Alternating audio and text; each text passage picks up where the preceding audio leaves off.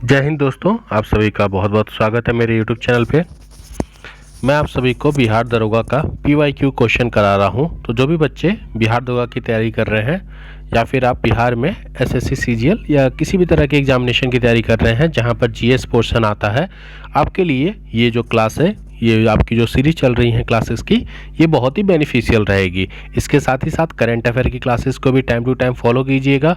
और आपका जो NCERT का क्लासेस चल रहा है सार संग्रह का, जिसमें मैं आपको GS थ्योरी वाइज करवा रहा हूं, तो उसको भी फॉलो कीजिए। सुबह क्लासेस आप पहले थ्योरी कर लीजिए, उसके बाद क्वेश्चन लगाइए, जिससे आपका तैयारी अप टू डेट रहे।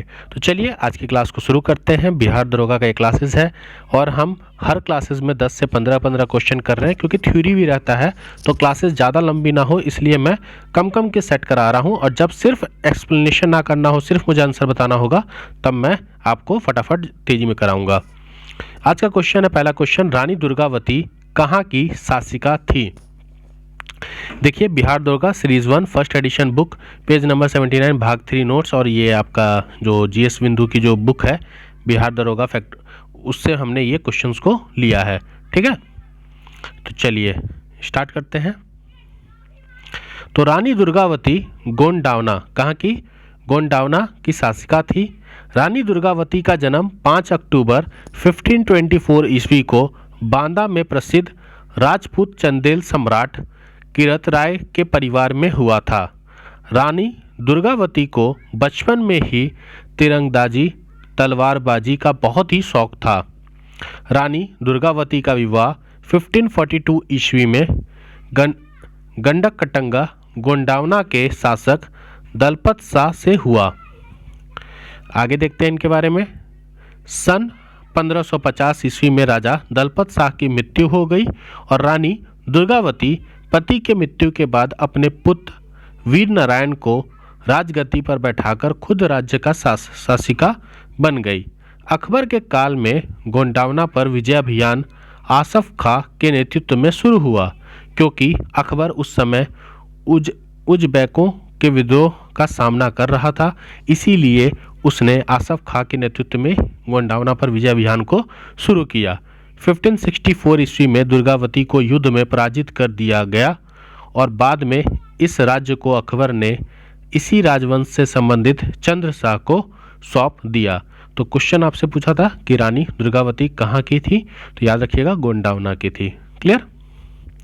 आगे बढ़ते हैं। ये सब आपके बिहार दरोगा के previous year solve paper questions हैं, तो यहाँ पे आप देख रहे हैं। चलिए अगला क्वेश्चन है हमारा, निम्नलिखित में से कौन सा रोग बैक्टीरिया जनित है?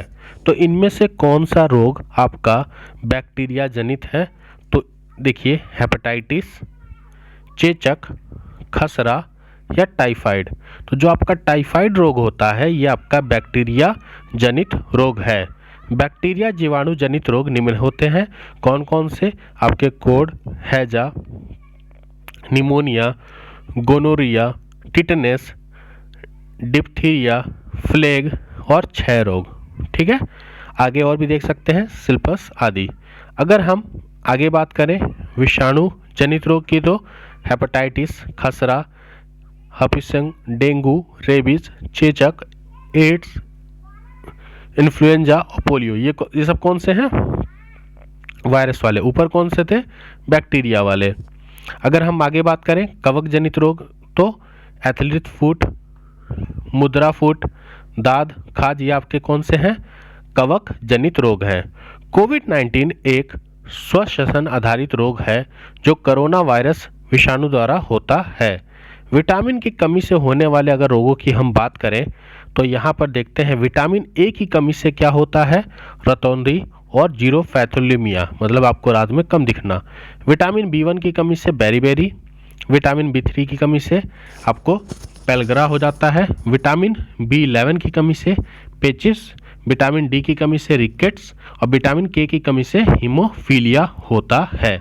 तो हमने यहाँ पर विटामिन, बैक्टीरिया, कवक जनित और वायरस और इन सारी चीज़ों के पढ़ा कि कौन कौन सी बीमारियां किस किस से चीज़ों से होती हैं। अगला क्वेश्चन है हमारा, पाटलिपुत्र के संस्थापक कौन थे? तो पाटलिपुत्र इसके संस्थापक कौन थे आपके? उदयन थे। तो पाटलिपुत्र के संस्थापक उदयन थे। उदयन हर्यक वंश के शासक थे। हर्यक वंश का संस्थापक बिंबिसार था। तो हर्यन वंश के जो संस्थापक थे वो बिंबिसार थे। पाटलिपुत्र के संस्थापक उदयन थे और ये हर्यक वंश के शासक थे। आगे अगर हम इनके बारे में बात करें तो बिंबिसार का पुत्र अजातशत्रु तथा अजातशत्रु का पुत्र उदयन था, जो 460 ईस्वी पूर्व में मगध की गद्दी पर बैठा।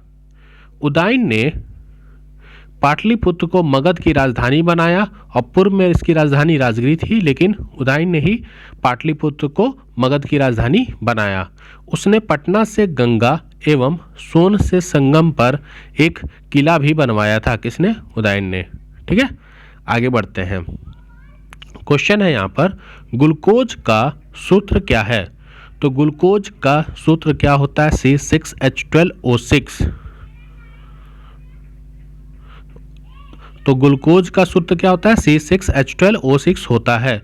ग्लूकोज प्रकृति में मुक्त अथवा संयुक्त अवस्था में पाया जाता है। ये मीठे फलों तथा शहद में भी पाया जाता है। गन्ना, शक्कर, सुक्रोस में भी प्राप्त किया जा सकता है। अगर हम सुक्रोस का अल्कोहल की उपस्थिति में बात करें तो HCl H2SO4 द्वारा जल अपघटन करने में भी ग्लूकोज प्राप्त होता है। ठीक है, ये आपका फॉर्मूला दिया गया है, इस फॉर्मूले को थोड़ा सा देख लीजिएगा जिससे आपको कॉन्सेप्ट क्लियर हो जाए। ठीक, अब आगे देखिए। ग्लूकोज हर जीवित प्राणी के लिए ऊर्जा का प्रमुख स्रोत होता है। सूक्ष्म जीवों से लेकर बड़े स्तनधारी सभी जीव वायु जैसे एरो बाय रेस्पिरेशन या फिर आपका जो फर्मेंटेशन होता है उस प्रक्रिया में ऊर्जा प्राप्त किया जाता है। जीवों के लिए ग्लूकोज ऊर्जा का प्रमुख साधन है और मनुष्य द्वारा खाए गए अन्न या प्रमुख हिस्सा कार्बोहाइड्रेट्स का होता है। तो पाचन प्रक्रिया के द्वारा अन्न का विघटन मोनोसैकेराइड्स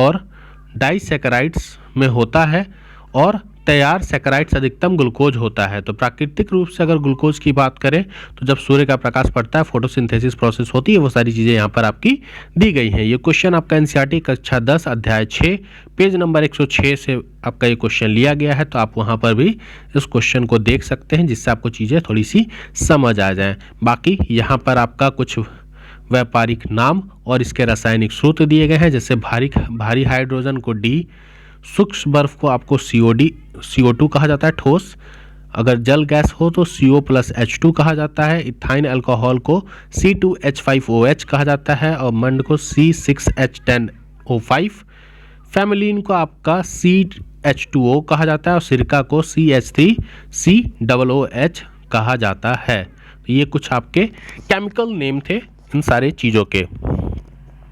आगे बात करते हैं, कोठारी आयोग का संबंध किससे है? कोठारी आयोग का संबंध किससे है? तो कोठारी आयोग का संबंध आपका शिक्षा से है। कोठारी आयोग का संबंध किससे है? शिक्षा से है।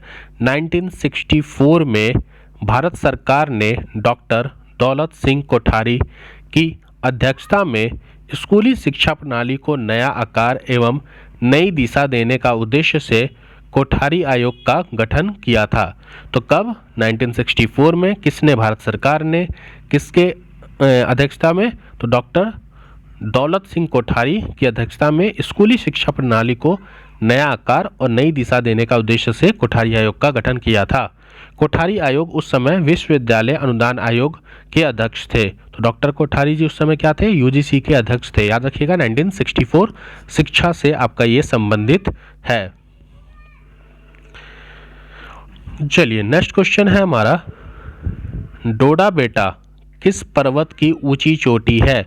तो डोडा बेटा किस पर्वत की ऊंची चोटी है? तो ये आपकी नीलगिरी की ऊंची चोटी है। डोडा बेटा नीलगिरी पर्वत की सबसे ऊंची चोटी है और ये पूर्वी घाट एवं पश्चिमी घाट के पर्वत नीलगिरी पर्वत ग्रंथि में मिलते हैं। कौन? डोडा बेटा। जिसका सर्वोच्च शिखर डोडा बेटा जो 2637 मीटर है। डोडा बेटा दक्षिण भारत का दूसरा सर्वोच्च शिखर है और नीलगिरी के दक्षिण में अनामलाई की पहाड़ियां हैं। तो यहाँ देखिए बहुत इंपॉर्टेंट पॉइंट है, अगर थोड़ा आप इसे ध्यान से समझिएगा तो आपका पूछा है क्वेश्चन कि डोडा बेटा किस पर्वत की सबसे ऊंची चोटी है, तो ये आपकी नीलगिरी की है। पूर्वी घाट और पश्चिमी घाट के जो पर्वत हैं उसमें नीलगिरी पर्वत मिलते हैं और उसी नीलगिरी पर्वत में जो सबसे ऊंचा शिखर है वो है डोडा बेटा, जिसकी लंबाई आपकी 2637 मीटर है। और इसी डोडा बेटा के जो दक्षिण में जो भारत का दूसरा सर्वोच्च शिखर है, ये तो भारत का दूसरा सर्वोच्च शिखर है, लेकिन नीलगिरी के ही दक्षिण में आपकी अनाईमलाई है जो पहाड़ियां हैं। अनाईमलाई की सर्वाधिक ऊंची चोटी जो है वो अनाईमुड़ी है, जिसकी लंबाई 2695 है।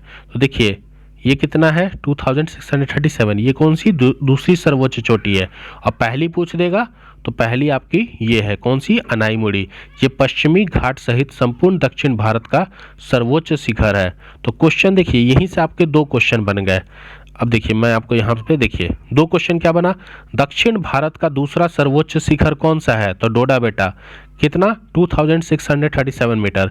और आपसे दूसरा क्वेश्चन पूछ देगा कि पश्चिम घाट या फिर दक्षिण भारत का सर्वोच्च शिखर कौन सा है, तो अनाईमुड़ी कहाँ पर है, तो अनाईमलाई जो पहाड़ियाँ हैं उसी में अनाईमुड़ी आपकी पाई जाती है 2695 मीटर। याद रखिएगा इंपॉर्टेंट क्वेश्चन है, बहुत बार रिपीट हुआ है।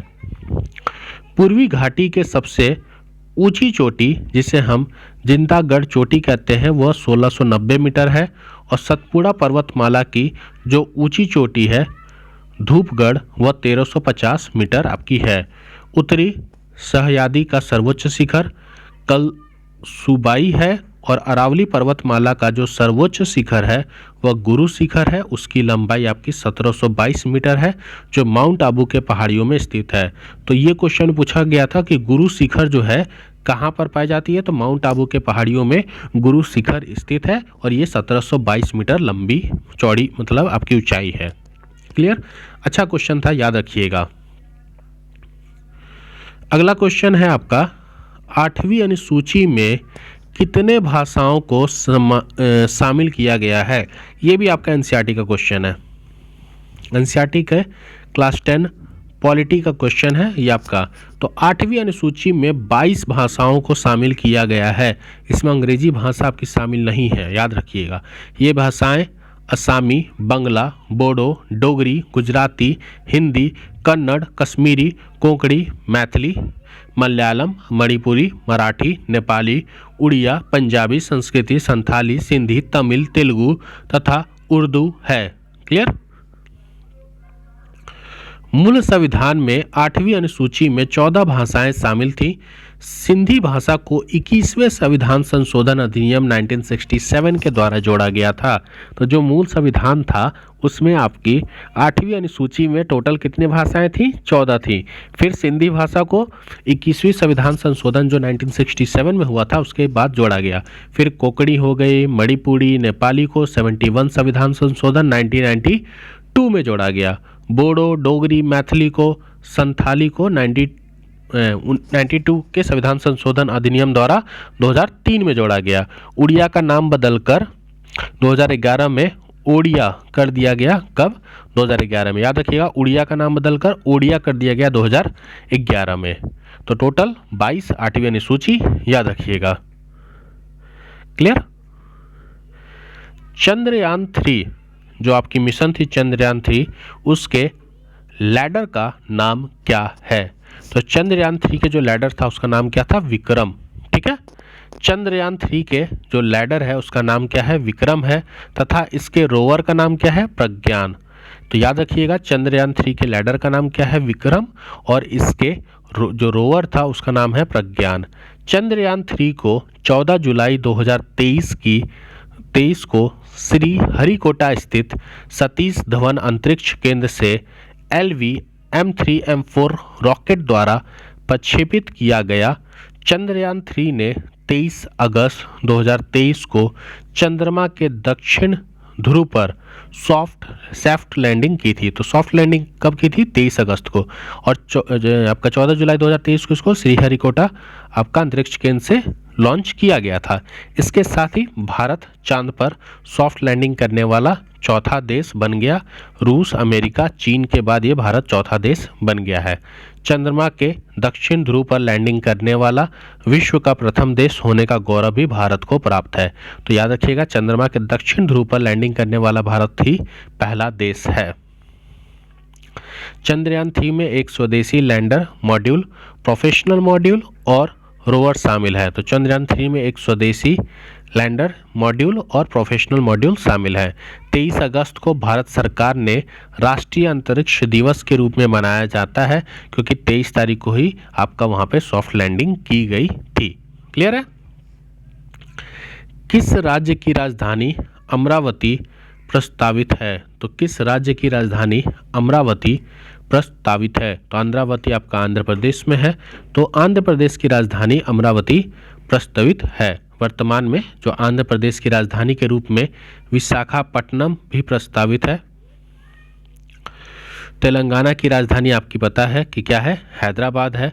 वर्तमान में आंध्र प्रदेश एवं तेलंगाना की राजधानी आपकी हैदराबाद है, लेकिन 2 जून 2014 को आंध्र प्रदेश का विभाजन कर तेलंगाना राज्य का गठन किया गया। तो तेलंगाना की राजधानी हैदराबाद है और वर्तमान में आंध्र प्रदेश की राजधानी विशाखापट्टनम भी प्रस्तावित है। तो 2 जून याद रखिएगा, 2 जून 2014 को आंध्र प्रदेश का विभाजन कर तेलंगाना राज्य का गठन किया गया था। हैदराबाद चूँकि तेलंगाना में स्थित है, इसीलिए इसे भविष्य में हैदराबाद केवल तेलंगाना की राजधानी रहेगा और आंध्र प्रदेश की राजधानी के रूप में अमरावती को प्रस्तावित किया जा रहा है। और इसके लिए अभी भारत सरकार ने फंडिंग भी की है इसके डेवलपमेंट के लिए। तो याद रखिएगा, इस साल का जो बजट आया था आपका 2024 का जो बजट आया था, इसमें इसके डेवलपमेंट के लिए फंडिंग भी की गई है। मतलब funding in the sense budget allot किया गया है। 31 अक्टूबर 2019 को जम्मू कश्मीर राज्य का विभाजन कर 2 केंद्र शासित प्रदेश बना दिए गए थे, एक जम्मू कश्मीर और दूसरा लद्दाख। यहाँ पर अभी चुनाव हुआ है और किसकी सरकार बनी है आप बता सकते हैं। जम्मू कश्मीर की राजधानी श्रीनगर है शीतकालीन के लिए, ठीक है। और नहीं, शीतकालीन राजधानी आपकी जम्मू रहेगी और ऐसे श्रीनगर रहेगा, और लद्दाख की राजधानी लेह है। क्लियर? तो याद रखिएगा, जो शीतकालीन राजधानी है वो जम्मू है और ऐसे श्रीनगर है। एकल आवृत्ति वाले ध्वनि को क्या कहते हैं? ये आज का हमारा लास्ट क्वेश्चन रहेगा इस क्लास का। एकल आवृत्ति वाले ध्वनि को क्या कहते हैं? तो एकल आवृत्ति वाले ध्वनि को हम टोन कहते हैं। क्या कहते हैं? टोन। ठीक है।